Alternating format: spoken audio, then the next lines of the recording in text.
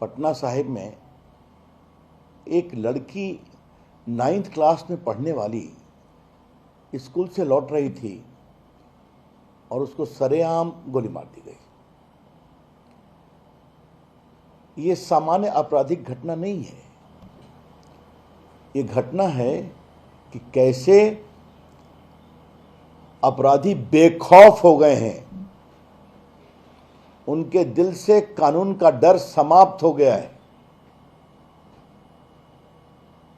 इसके पहले कि मैं आपके यहां आता, मुझे एक खबर मिली कि पटना के कंकड़बाग में एक सेना के जवान के ऊपर गोली मार दी गई। शायद वो स्टेशन जा रहा था, ऐसा मुझे बताया गया है, इसलिए थोड़ा आने मुझे लेट भी लगा। ये क्या हो रहा है नीतीश जी? ये हो क्या रहा है? बस 2-3 दिन में बिहार की हालत क्या हो गई है, और वो भी राजधानी की। मैं फिर कह रहा हूं, यह साधारण अपराध की घटना नहीं है। दिन दहाड़े एक स्कूल से घर लौटती छात्रा को उसके गली के मुहाने पर एक लड़का गोली मार देता है, और अब एक सेना का जवान कंकड़बाग में जा रहा है, उसको गोली मार दी गई।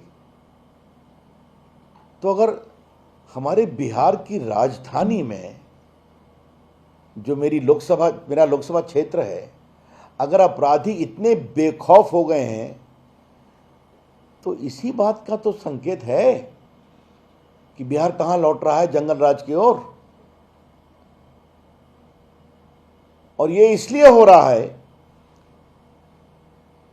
कि जो नई सरकार आई है, नया निजाम आया है, उसमें लोगों को बचाने की कोशिश हो रही है। कल हमने बिहार के कानून मंत्री के बारे में आपको सविस्तार से बताया था। मेरे सामने पुलिस का एक स्टेटमेंट आया है जिसमें कहा गया है कि उनके खिलाफ जमानतीय वारंट किया गया था, उसके खिलाफ वो एंटीसिपेटरी बेल में गए थे। और यह भी कहा गया है कि अनुसंधान में उनके खिलाफ दोष नहीं पाया गया। तो अब मैं बिहार पुलिस की विज्ञप्ति पर क्या बोलूं? मैं फिर आपको माननीय पटना उच्च न्यायालय के आदेश दिनांक 10/16/2017 का संज्ञान दूंगा, 10 फरवरी 2017, जिसमें कार्तिकेय सिंह का बेल है, एंटीसिपेटरी बेल, अग्रिम जमानत। वही बिहटा थाना केस नंबर 859/2014 है। और मैं आपसे 4-5 लाइन पढ़ना चाहता हूं।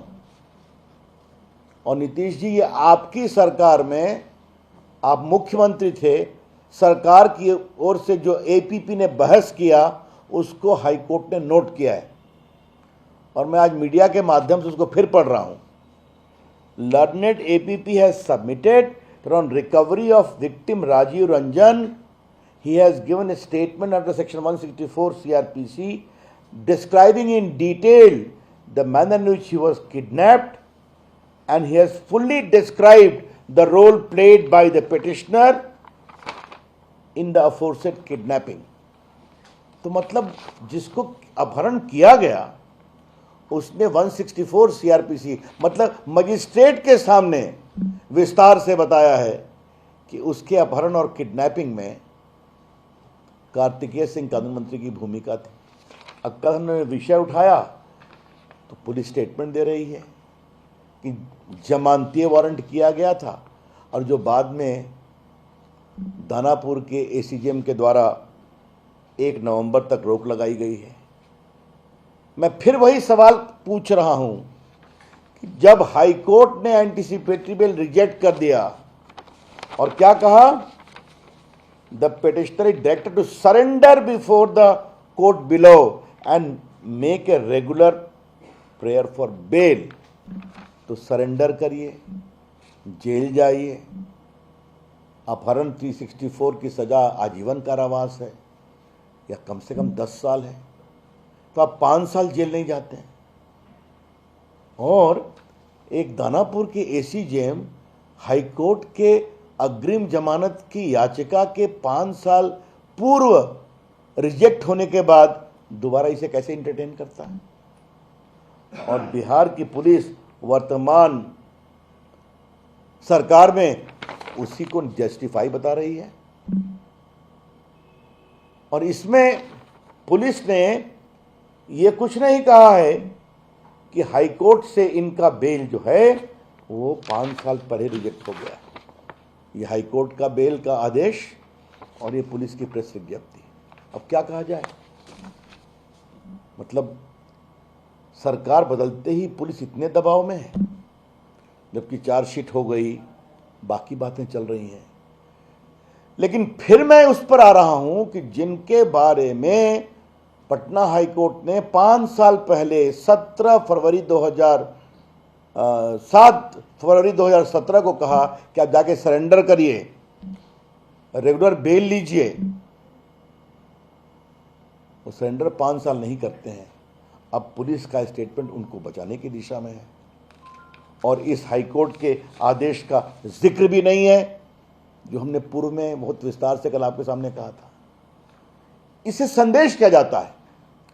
इसे संदेश ये जाता है कि अपराधी समझते हैं कि अपराध करो, पुलिस कार्रवाई नहीं करेगी। उनका हौसला बढ़ता है, उनकी हिम्मत बढ़ती है और वो खौफ पूरे राजधानी में करने की कोशिश कर रहे हैं। ये बहुत पीड़ादायक है, मैं इसकी बहुत भर्त्सना करता हूँ। और वो सेना के जवान और वो बेटी जिनकी हत्या हुई है, मेरी बहुत संवेदना है, मैं बहुत व्यथित हूँ। ये क्या हो गया हमारे बिहार को? ये क्या हो गया हमारे पटना को? ये सामान्य आपराधिक घटना नहीं है। मैं फिर कहना चाहता हूं, एक खौफ का माहौल, डर का माहौल बिहार में लौट आया है, जिसमें अपराधी बेखौफ हैं। वो जानते हैं उनके खिलाफ कार्रवाई नहीं होगी। मेरी बड़ी इच्छा थी कि इसको आपके सामने विस्तार से रखूं और आपने भी रखा है विस्तार से। नीतीश बाबू, आप बिहार को कहां ले जा रहे हैं? अभी आपके सरकार, आपको ओथ लिए हुए 1 हफ्ता भी नहीं हुआ और आपके मंत्रियों की शपथ लिए हुए 2 दिन आज हुए हैं। अगर 2 दिन में बिहार का नज़ारा ये बन गया है तो बिहार कहां ले जा रहे हैं आप? हम संघर्ष करेंगे।